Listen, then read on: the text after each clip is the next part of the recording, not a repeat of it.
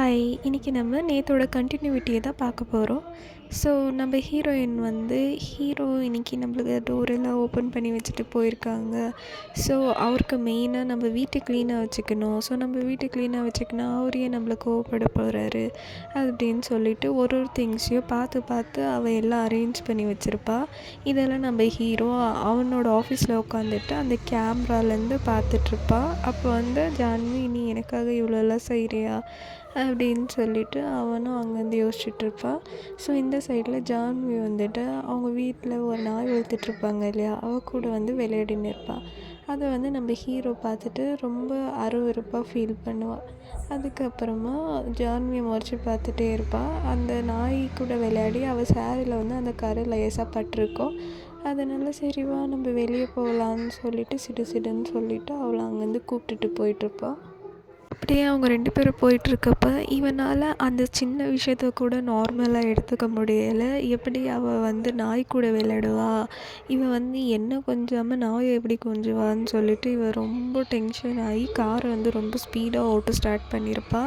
அதில் வந்து நம்ம ஜான்வி ரொம்ப பயந்து போயிருப்பா. அதுக்கப்புறமா நீ இங்கேயே நில்லு அப்படின்னு சொல்லிட்டு அவளுக்கு வார்னிங் பண்ணிவிட்டு அங்கேருந்து அவள் போய் அந்த பைப்பில் தண்ணி விட்டு அவள் மேலே ஃபோர்ஸாக அடிச்சிட்ருப்பா. ஜான்வி கிட்ட, நான் வந்து உன்னை ஃப்ரீயாக விட்டேனாக்கா நீ வந்து எப்படி கேட்டை விட்டு வாசலை விட்டு வெளியே வருவ அப்படின்னு சொல்லிட்டு அவன் மேலே தண்ணியை ரொம்ப ஃபோர்ஸ்ஃபுல்லாக அடிச்சுட்டு, இது வந்து நான் உனக்கு கொடுக்குற பனிஷ்மெண்ட்டு, இனிமேல் நீ வந்து வாசலை தாண்டி வெளியே வரக்கூடாது, நீ வீட்டுக்குள்ளேயே தான் இருக்கணும், அப்புறம் இந்த நாய் கூட ஆடுறது இதெல்லாம் வச்சுக்கக்கூடாதுன்னு சொல்லிட்டு அவளுக்கு இப்படி பண்ணுறா. அதுக்கு நான் இனிமேல் பண்ண மாட்டேன், இப்படி பண்ணாதீங்க அப்படின்னு சொல்லிட்டு அவள் ரொம்பவே கெஞ்சுறா. அவனால் முடியலை, ஆல்மோஸ்ட் ரொம்ப குளிர் நைட் டைம் வர. ஸோ அவள் வந்து என்னை விட்டுருங்க, என்னால் முடியலை, நான் இனிமேல் பண்ண மாட்டேன்னு சொல்ல சொல்ல கேட்காம அவள் பண்ணிகிட்டே இருப்பாள். அவள் வந்து அப்படியே மயங்கி கீழே விழுந்துருவாள். மயங்கி விழுந்த உடனே அவனே தூக்கிட்டு வந்து அவளை படுக்க வச்சிருப்பா. பட் தூங்குறப்போ கூட அவனுக்கு வந்து ரொம்ப பீஸ்ஃபுல்லாகவே இல்லை. அவள் வந்து அந்த நாயை கொஞ்சிட்டு இருக்கிறதே அவனுக்கு வந்து ரொம்ப டிஸ்டர்பன்ஸாக இருக்குது. அந்த டைமில் வந்து என்னால் நல்லா தூங்க முடியல, நீ மட்டும் எப்படி நல்லா தூங்கலான்னு சொல்லிட்டு ஒரு கரண்ட் கனெக்ஷன் எடுத்துகிட்டு அவள் கை மேலே வைப்பா.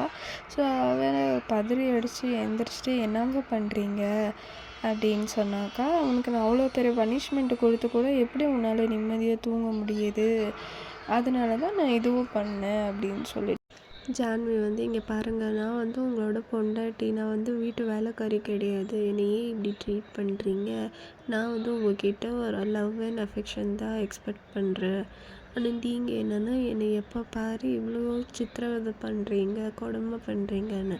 அதுக்கு அவன் வந்து, இவன் எப்போவுமே நம்மக்கிட்ட வாய் பேச மாட்டாளே, இன்றைக்கி என்ன இவன் வாயாடுறா அப்படின்னு சொல்லிட்டு, என்னம்மா ஜான்வி, நான் உன் புருஷன், இதுதான் உனக்கு உங்கள் வீட்டில் மரியாதை கெடுத்து கொடுத்தாங்களா இந்த மாதிரி எதிர்த்து பேசுகிறதுக்கு அப்படின்னு சொல்லிட்டு கேட்குறப்ப, இல்லை அப்படிலாம் எதுவும் இல்லை, என்னோடய ஃபீலிங்ஸை வந்து நான் உங்ககிட்ட சொல்லிகிட்ருக்கேங்க அப்படின்னு சொல்லிட்டு சொல்லுவாள்.